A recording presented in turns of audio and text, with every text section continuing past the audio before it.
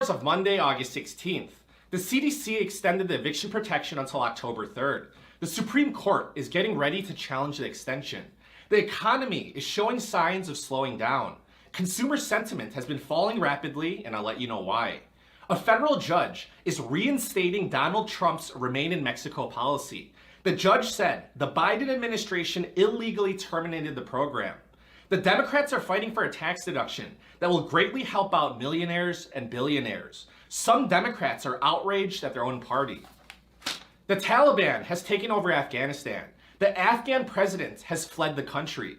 The drought in America is threatening ecosystems, water for farmers, and drinking water supplies. Another problem is, with less water, dams are producing less hydroelectricity, and it's becoming a big concern in the West and Southwest.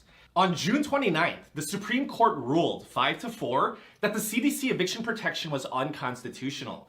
Justice Kavanaugh decided to keep the eviction protection in place until the end of July because it was close to expiration. Justice Kavanaugh said, if the government wants to extend the CDC eviction protection, it needs to be voted on by Congress. On August 3rd, without a vote by Congress, the CDC extended the eviction protection until October 3rd. Over the weekend, the U.S. Court of Appeals gave the CDC until the middle of this week to respond.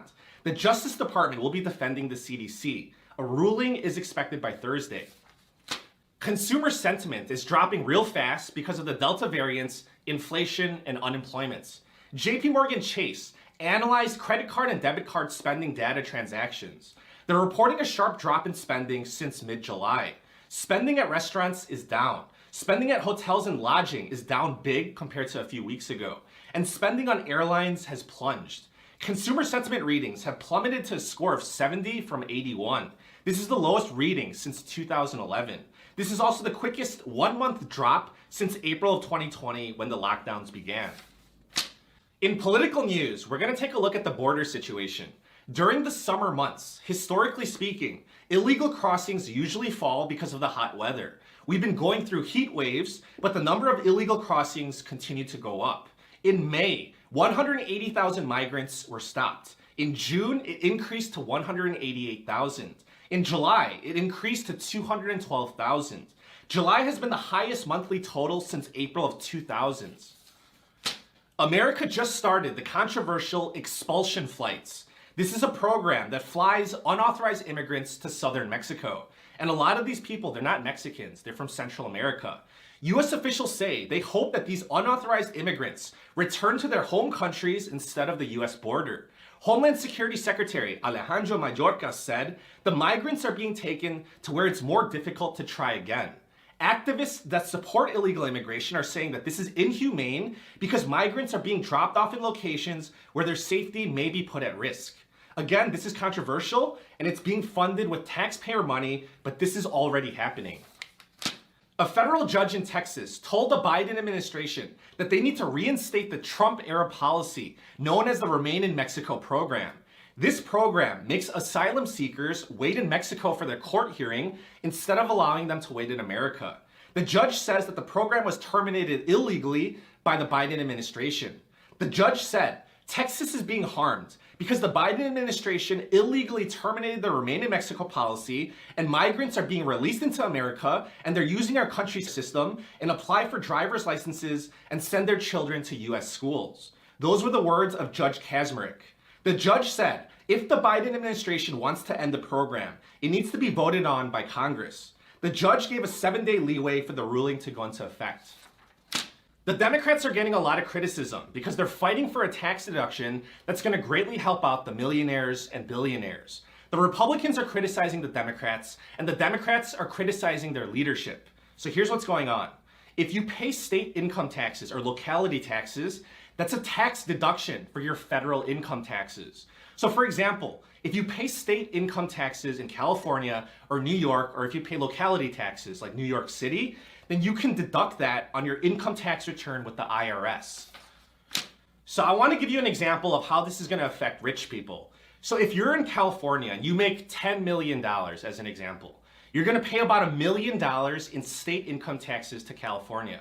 On your tax return with the IRS, you can only deduct $10,000 of that million in state taxes that you paid.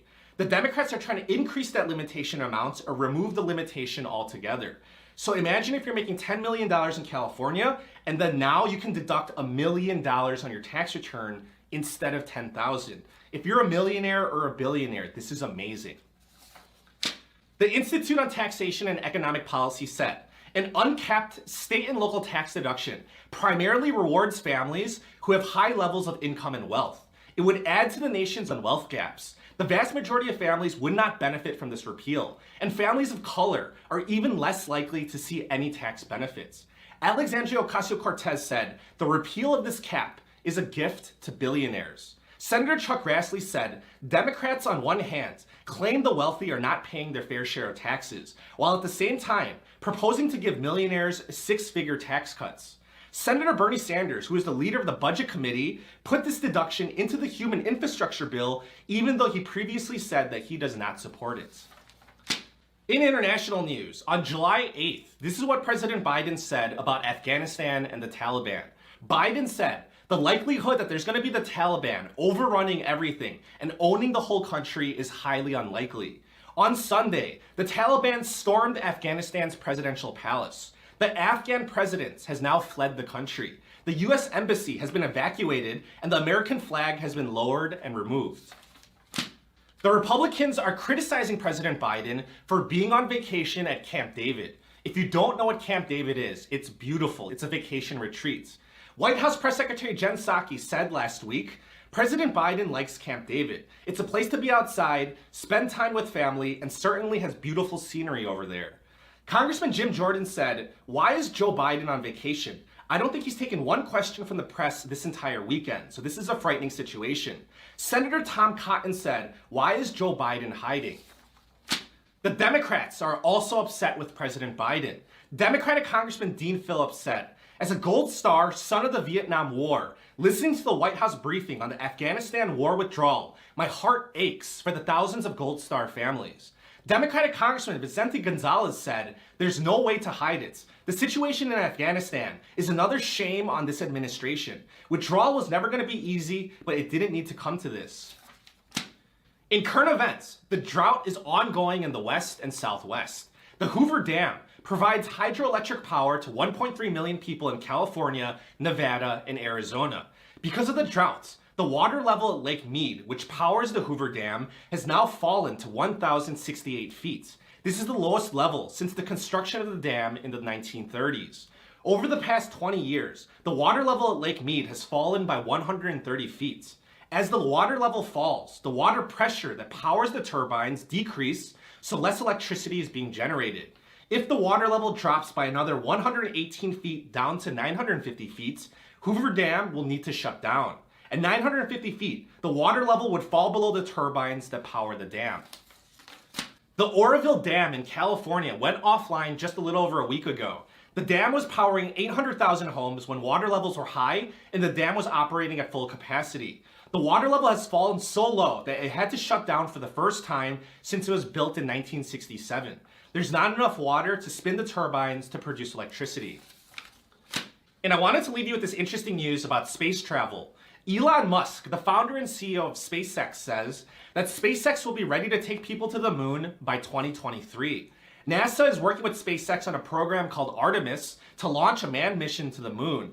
Elon Musk says that he wants to send 1 million people to Mars by the year 2050.